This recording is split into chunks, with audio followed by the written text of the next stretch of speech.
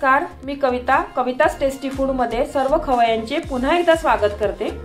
आज आपण मोदकाच्या सीरीज मधली दुसरी रेसिपी पाहणार आहोत, ते म्हणजे गव्हाच्या पिठाचे मोदक। हे मोदक अगदी खव्याच्या मोदकासारखेच लागतात। यामध्ये आपण कोणतेही महागडे सामान वापरलेले नाहीये, घरातल्या बेसिक साहित्यांपासूनच बनवलेले आहे। चवीला हे मोदक खूपच छान लागतात। याआधी पण मी आपल्या चॅनलवर काही मोदकाच्या रेसिपी अपलोड केलेल्या आहे, जसे पपईचे मोदक, चॉकलेट मोदक यांची लिंक डिस्क्रिप्शन बॉक्स मध्ये दिलेली आहे। चला तर हे गव्हाचे मोदक कसे करायचे ते पाहूया। तुम्ही या चॅनलला अजून सबस्क्राइब केले नसेल तर जरूर सबस्क्राइब करा, ते निशुल्क आहे। यासाठी लागणारे साहित्य इथे मी 1 कप गव्हाचं पीठ घेतलेलं आहे। हे रोजचं आपण चपातीला वापरतो ना, तेच गव्हाचं पीठ घेतलेलं आहे। अर्धा कप साजूक तूप घेतलेलं आहे। या साजूक तुपाची रेसिपी ना मी आपल्या चॅनलवर आधीच अपलोड केलेली आहे। बेरीतून तूप कसं काढायचं याची छान प्रोसिजर त्याच्यामध्ये दाखवलेली आहे। ती रेसिपी तुम्ही नक्की बघा, खूप आवडेल तुम्हाला ती।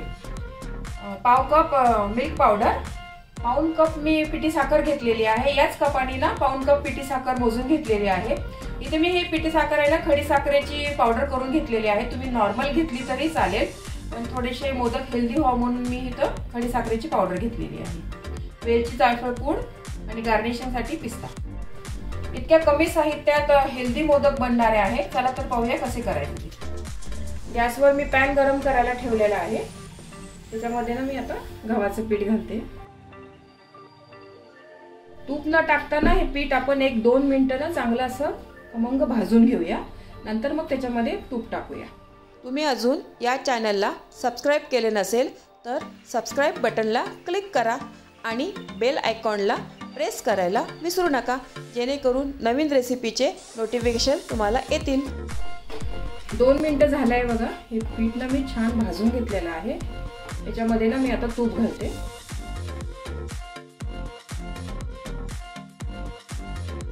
या तुपामध्ये ना हे पीठ आपण 8-9 मिनिटं तरी चांगलं खरपूस भाजून घेऊया, मस्त खमंग वास येईपर्यंत। 4 मिनिट झाले आहे बघा, मी हे पीठ भाजते आहे। थोडंसं आपल्याला अजून 4 ते 5 मिनिट भाजून घ्यावं लागेल। आणि पीठ ना भाजताना हे चांगलं असं दाबून व्यवस्थित भाजून घ्या, कच्चं नाही लागलं पाहिजे आपल्याला हे पीठ। नंतर खूपच छान बनतात याचे मोदक आणि करायला पण खूपच सोपे आहे। तुम्ही हे खाल्ले तर असं जाणवणार पण नाही तुम्हाला की हे गव्हाच्या पिठापासून बनवलेले आहे। अगदी घरचं बेसिकच साहित्य घेतलेलं आहे। गणपतीच्या दिवसामध्ये गणपतीला आपल्याला नैवेद्याला म्हणून रोज एक वेगळा प्रसाद लागतो ना, एक दिवस तुम्ही हे असे मोदक करू शकता। हे पीठ भाजायला मला 7 ते 8 मिनिटं लागलेली आहे बघा। अजून एक 2 ते 3 मिनिटं मी भाजून घेणार आहे। पिठाचा इतका छान सुगंध सगळं घरात दरवळतो आहे, मस्त खमंग वास येतोय बघा। हे थोडंसं ना तूप पण सुटायला लागलं आहे बघा। हे मिश्रण आहे ना थोडं सैल झालेलं आहे मगापेक्षा। 2 ते 3 मिनिटं मी अजून भाजून घेते। हे पीठ बघा पूर्ण भाजून झालेलं आहे, मस्त खमंग पीठ भाजलेलं आहे बघा हे छान। आता मी गॅस बंद करते आणि याच्यामध्ये ना मिल्क पावडर टाकते। आणि ही मिल्क पावडर पण आपण आपला पॅन गरम आहे तर ती पण चांगली भाजून निघेल, पण गॅस बंद केल्यावरच टाका तुम्ही। हे मिल्क पावडर आहे ना या पिठामध्ये ना व्यवस्थित अशी दाबून मिक्स करून घ्या चांगली। ही पॅन आपला अजून पण चांगलाच गरम आहे। मिल्क पावडर पण त्याच्यामध्ये ना चांगली आपली भाजली जाते। हे सारण आहे ना आपलं जरा कोमट झाल्यावर मग आपण याच्यामध्ये पिठी साखर टाकू। आधीच पिठी साखर टाकली ना तर मग साखरेचा पाक होईल आणि मोदक मग चांगले होणार नाही आपले। हे व्यवस्थित मिक्स झालेलं आहे बघा। आता मी हे मिश्रण आहे ना थोडं गार करून घेते। हे मिश्रण बघा आपलं गार झालेलं आहे, आपल्या हाताला ना सहन होईल इतपत गार करून घेतलेलं आहे बघा मी। त्याच्यामध्ये आता मी पिठी साखर घालते। हे पण व्यवस्थित ना आता मिक्स करून घेऊया।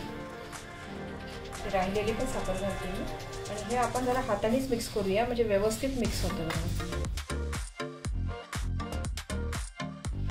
साखर बघा मी चांगली ना मिक्स केलेली आहे व्यवस्थित। त्याच्यामध्ये ना वेलची, जायफळची पूड टाकते। हे पण व्यवस्थित मिक्स करून घेऊया।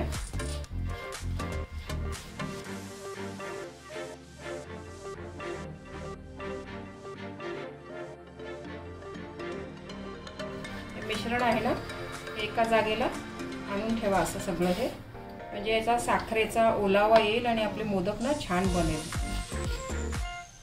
हे मिश्रण आहे ना 15 ते 20 मिनिट ना मी झाकून ठेवते. असंच मिश्रण बघा आपलं पूर्ण गार झालेलं आहे. हे बघा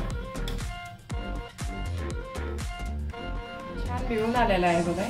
या सारणाचे ना तुम्ही लाडू किंवा पेढे पण बनवू शकतात बघा. छान असा जुळून येतोय बघा. लाडू किंवा पेढ्याचा शेप दिला ना तरीही चालेल. आणि इकडे आपण आता मोदक बनवूया. हा मोदकाचा साचा आहे बघा. हा बाजारामध्ये ना सहज भांडेवाल्यांच्या दुकानात मिळतो किंवा ऑनलाईन पण मिळतो बघा. हा त्याच्यानेच आपण मोदक बनवणार. हे बघा हे सारण आहे ना या मोदकामध्ये ना असं पहिले दाबून भरा चांगलं असं, म्हणजे ते मोदकाचं टोक आहे ना व्यवस्थित चांगलं येईल.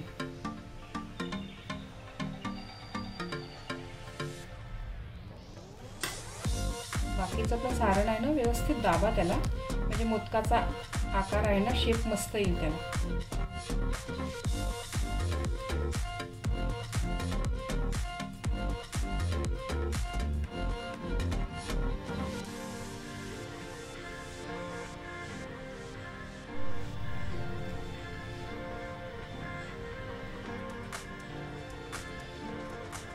हे बघा किती छान मस्त मोदक झालेला आहे बघा.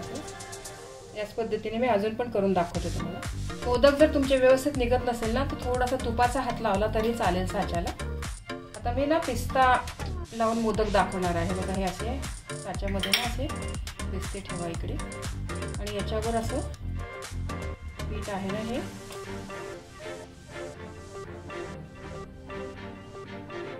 याला प्रेस करा आणि नंतर मग वरण सारण परत दाबून व्यवस्थित भरून घ्या.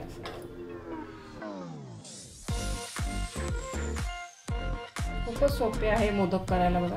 कोणतेही महागडं सामान अजिबात वापरलेलं नाही आहे. घरातलंच सामान केलेलं आहे बघा मोदक. हे चवीला पण खूप छान लागतात हे मोदक. बघा पिस्ता लावलेला छान मोदक. मस्त मोदक तयार झालेला आहे.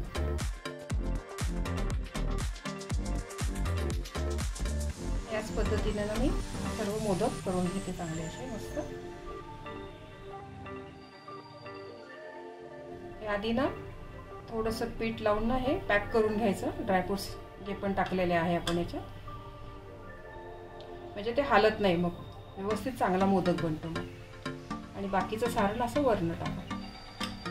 तुम्ही यामध्ये ना ड्रायफ्रुट्स पण घालू शकतात, त्याच्याने पण मस्त लागतात मोदक हे. किंवा डिंक तळून घातला ना तरी पण चालेल. याच्यात खूप छान लागतात. ते डिंक तळून घातला ना तर क्रंची लागतात मस्त मोदक. व्यवस्थित दाबून दाबून ना चांगलं प्रेस करा.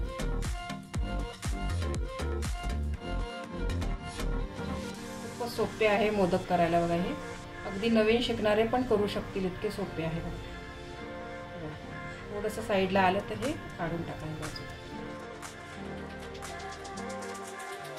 बाकीच्या सारणाचे ना असेच मी सर्व मोदक करून घेते. हे पहा मस्त गव्हाचे मोदक तयार झालेले आहे.